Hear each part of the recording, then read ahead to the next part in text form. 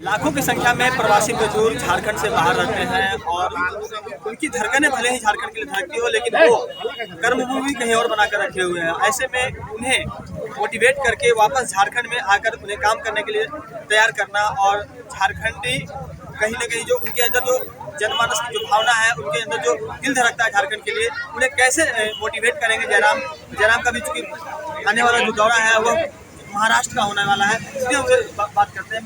महाराष्ट्र दौरे पर आप जाने वाले हैं, क्या आप? देखिए, चूंकि बार बार ये सवाल उठता है मीडिया के माध्यम से या फिर ग्राउंड रूट से कि आखिर जयराम महतो की जनसभाओं में हजारों हजार 50,000 की संख्या में लोग जुड़ जाते हैं, तो अगर फंडिंग कहाँ से होता है। उसी क्रम में मैंने अपना फंडिंग का राज्य को भी सार्वजनिक किया। बाकायदा 18 प्रदेश तो छोड़िए, 18 देशों में जो हमारे प्रवासी मजदूर हैं उनके माध्यम से लाखों की फंडिंग हुई, जिसके माध्यम से हमारा महाधिवेशन सफल हुआ। और उसके बाद हम लोग जो कंटिन्यू अगर कुछ छोटा मोटा कार्य होता है तो उसमें जो प्रवासी मजदूर हमारे अन्य राज्यों में हैं वे लोग अच्छी मात्रा में हमें सहयोग करते हैं। उसी क्रम में महाराष्ट्र का दौरा है और निश्चय आने वाले दिनों में जहाँ भी हमारे प्रवासी महाराष्ट्र बुलाए हैं या नहीं, वे बुलाए हैं। उनका कोई झारखंड को लेकर कोई वहाँ एक ट्रस्ट उन्होंने बनाया है अपने मजदूरों का, उनकी स्थापना दिवस है, उसी में उन्होंने हमें डिमांड किया है। और जाहिर सी बात है, मजदूरों की लड़ाई है, मजदूरों का सहयोग है, तो इसलिए हमने कहा कुछ दिन उनकी भी बातों को सुना जाएगा और उसके बाद उनसे भी ये अपील किया जाएगा कि जब चुनाव हो तो उस समय 2024 में झारखंड पर उनकी निगाहें होंगी और हमारे जो दल है उसको सपोर्ट करेंगे। एक बात आपने कुछ दिन पहले कही थी कि कोयला का जो मूल है वो हम खाएं, कोयला हमारा और बिजली जो है वो शेख हसीना को मिले। उस मामले में कहीं ना कहीं कहा जाए तो अंतर्राष्ट्रीय संबंधों में कुछ दरार तो नहीं आ जाएगी इस तरह के बयानों से? देखिए, पहला बात हम स्पष्ट कहना चाहेंगे, विकास का कोई विरोधी नहीं है, अंतर्राष्ट्रीय संबंध होना चाहिए, लेकिन केवल झारखंड ही मतलब कहावत है कि हम अपना शरीर का चमड़े को छीलकर आपको ढोल बजाने के लिए देंगे, ये बेईमानी है कि नहीं है? शरीर आप हमारा छीलेंगे और ढोल बजाएंगे कोई और, ये गलत है। अंतर्राष्ट्रीय संबंध अच्छी बात है, तो जब अंतर्राष्ट्रीय संबंध है तो उसमें झारखंड का परसेंटेज होना चाहिए। आप झारखंड की जमीन लेंगे, झारखंड के लोगों को विस्थापित करेंगे, प्लस जब वहाँ कोयला आधारित प्रोडक्शन होगा, कोयला आधारित जब पावर प्लांट का कार्य होगा तो जैसी सी बात है, बहुत सारी ऐसी गैसों का भी उत्सर्जन होगा जो मानव जीवन के लिए हानिकारक होगी, यानी नस्लें हमारी बर्बाद होंगी, फसलें हमारी बर्बाद होंगी। और हमें आप हाशिए में रखकर अगर किसी विकास की बात करते हैं तो ऐसे इंटरनेशनल और नेशनल विकास की आज झारखंड को आवश्यकता नहीं है। आज हमें एक स्वच्छ पानी चाहिए, स्वच्छ वातावरण चाहिए जहाँ आप जीवन यापन कर सके। तो हम लोग विरोधी नहीं है, हमारा कहना है एक अच्छी विस्थापन नीति बने, नेशनल विकास हो, इंटरनेशनल विकास हो, लेकिन एक अच्छी विस्थापन नीति हो। जब कोई कंपनी जमीन हमारा अधिग्रहण करे तो हमें 5 किलोमीटर दूर में बसाया जाए, वहाँ हमारे घर बनाकर दिया जाए और आखिर कंपनी रोजगार के लिए आई है तो वहाँ हमारे जो स्थानीय लोग हैं जो खासकर विस्थापित होंगे उन्हें कम से कम प्राथमिकता। धनबाद जिले में DMFT का एक बड़ा फंड है जिससे कि ग्रामीण क्षेत्रों में विकास का कार्य होना चाहिए था और इन दिनों हो भी रहा है, लेकिन ऐसा माना जा रहा है कि बड़े पैमाने पर कमीशन पूरी हो रही है और काम भी उस तरीके का नहीं हो रहा है जो वास्तव में होने चाहिए।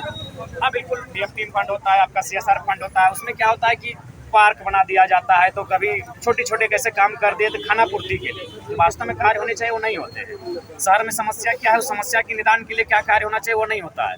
तो DMT पर भी और CSR पर भी हम लोग की बेहतरीन एक डॉक्यूमेंट्री तैयार है, बाकायदा आप लोग को बुला के उस दिन जब इंटरव्यू देंगे तो पूरे राज्य को भी लोग देखेंगे कि बच्चा लोग किस प्रकार से इन चीज़ों को उजागर कर रहे हैं। पिछले दिनों हम लोगों ने तिलैया गांव का दौरा किया था, इसके अलावा आसपास के कई अन्य इलाके में भी जो लोग क्षेत्रों में गए थे, तमाम जगहों में लोग पेयजल की समस्या से काफी त्रस्त है और सिर्फ खाना पूर्ति होती है, किसी को सही तरीके से पेयजल उपलब्ध नहीं है, शुद्ध पेयजल उपलब्ध नहीं है। हाँ बिल्कुल, ये बहुत दुर्भाग्य का विषय है। अगर झारखंड से राज्य में अगर शुद्ध पेयजल उपस्थित नहीं हो पाएगा, लोगों के लिए उपलब्ध हो पाएगा तो ये बहुत दुर्भाग्य का विषय है और इसी कारण से आज हम लोग लगातार मुद्दों को लेकर सफर हो पा रहे हैं। मेरा मानना है कि विकास के नाम पर मानव जीवन का ह्रास किया जा रहा है, उस विकास पर नियंत्रण लगे, अंकुश लगे, विकास किया जाए, मना नहीं है, लेकिन विकास में मानवता को साथ में रखें।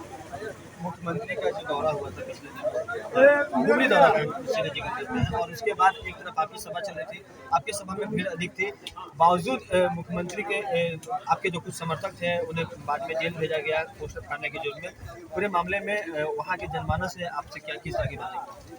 देखिए, सबसे पहली बात कि कहीं ना कहीं सत्ता की शक्ति का दुरुपयोग है माननीय मुख्यमंत्री के द्वारा, क्योंकि जहाँ तक हमें संविधान की जानकारी है, अनुच्छेदों की जानकारी है, ऐसा किसी भी आर्टिकल में जिक्र नहीं है कि कोई अगर VIP पर्सन सभा करे तो आप उसकी 5 किलोमीटर के रेडियस में या फिर किसी अन्य जगह पर उसी दिन सभा नहीं कर सकते हैं, ऐसा कोई कानून नहीं है।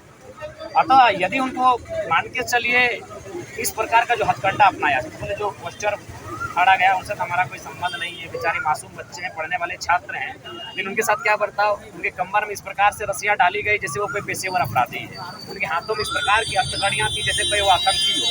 और सबसे मज़ेदार बात है कि जब उसके बाद जो FIR हुआ, एक ही दिन में आप 3-4 FIR किए, एक ही मैटर के लिए, डुमरी के विवाद के लिए, उसको विवादित करते हुए लोगों ने 3-4 बार FIR किया। और सबसे हद तो तब हो गया जब प्रशासन ने लास्ट में क्या किया, कुछ लोगों का नाम FIR हटा दिया क्योंकि वे लोग विदेश में है। तो समझ सकते हैं केवल आपसी रंजिश, आपसी जलन और बदले की भावना के कारण डुमरी की जो सरकार की इकाई है, झारखंड मुक्ति मोर्चा की जो डुमरी इकाई है, इसमें मुख्यमंत्री का भी रोल नहीं होगा, अपना जो उस क्षेत्र की मंत्री महोदया है उनका भी रोल नहीं, उनको भी जानकारी नहीं। लेकिन उसमें जो इकाई में जो लोग हैं, जो उनके कार्यकर्ता कहें, सदस्य के, पदाधिकारी कहें, वो केवल आपसी रंजिश के कारण इस केस को किए हैं। वो कहीं नहीं टिकेंगे, किसी भी एंगल से नहीं टिकेंगे, क्योंकि हम लोग उस पर भी बोले नहीं है। जब समय मिलेगा तो बोलेंगे ना, तो किसी भी एंगल से नहीं टिकेंगे। और जिन लोगों को चयन किया था ना, मजेदार बात है, वे लोग खुद मैंने JMM के समर्थक हैं, लेकिन उनमें समर्थक में भी मनमुटाव होता है। तो आपसी रंजिश के लिए केवल उनको फंसाया गया। जिस तरह से लोकसभा चुनाव आने वाला है और उसके बाद फिर विधानसभा चुनाव होना है, बीच में आप लगातार जो दौरा कर रहे हैं और अपार जन समर्थन भी मिल रहा है, लेकिन जो पुराने आंदोलनकारी, हमने पहले भी आपको इस सवाल को किया था, पुराने आंदोलनकारी पार्ट जो है कि कब आप उनका सहयोग लेंगे और कब उन्हें आप अपना चेहरा भी बनाएंगे और उन्हें अपने साथ लेकर चलेंगे। कई लोग हैं वो आपका इंतजार कर रहे हैं, उनसे क्या कहेंगे? देखिए, अगर विश्वसनीय रहे, राजकुमार सबसे पहला तो विश्वसनीय। अभी अगर मेरा बात करें, अभी तो हम खाना नहीं गए, बकायदा सभी लोग देखे हैं, हम हाफ पैंट पहन के आए थे, नहाए भी वही कंपनी में जहाँ मृतक का सब पड़ा था, उसी में अंदर नहाए, वहीं बरस किए।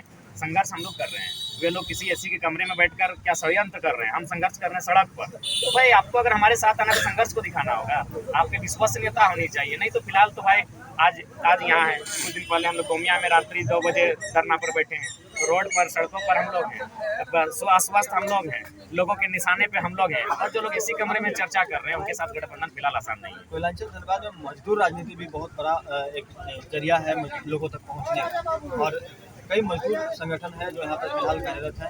इस बीच आप भी मजदूरों की आवाज़ इन दिनों उठाने लगे और आज का जो काम है कहीं ना कहीं एक मजदूर के लिए, तो ऐसे में आपको क्या लगता है कि एक मजदूर संगठन का भी विंग आपको खड़ा करना चाहिए? हाँ बिल्कुल, हमारी मजदूर की भी विंग होगी। और धनबाद की जहाँ तक बात है, ये कोयला क्षेत्र है, जो कोयले से जितना भी राजस्व जाता है, मुझे लगता है धनबाद के क्षेत्रों में कम से कम 25% खर्च होना चाहिए।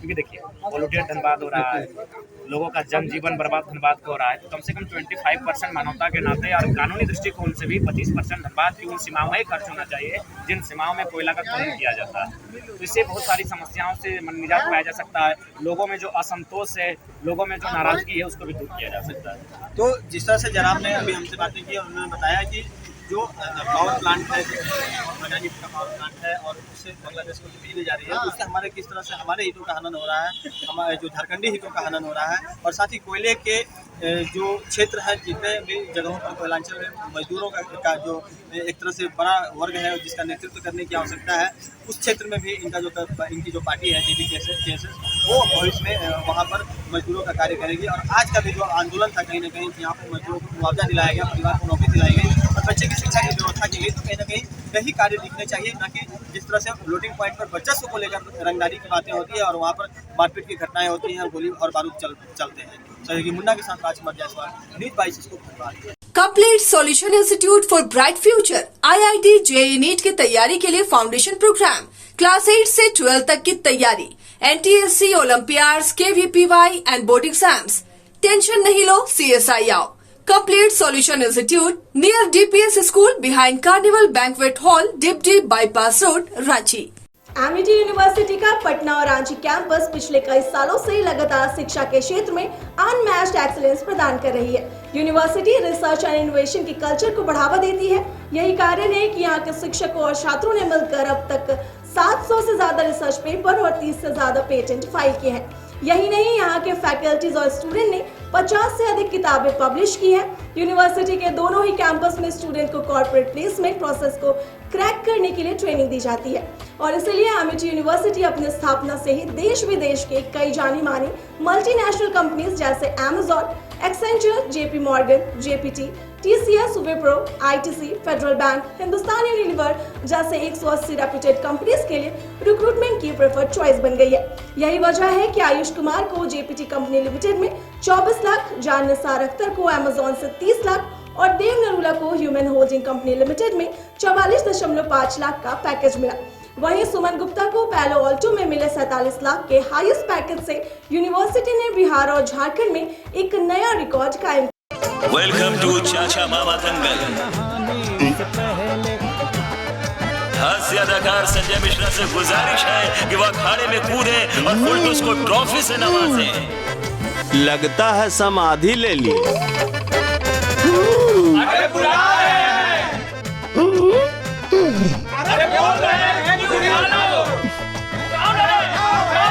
टॉप टेक सीमेंट, जो जोड़े तो छोड़े नहीं, मजबूती ही हमारी पहचान।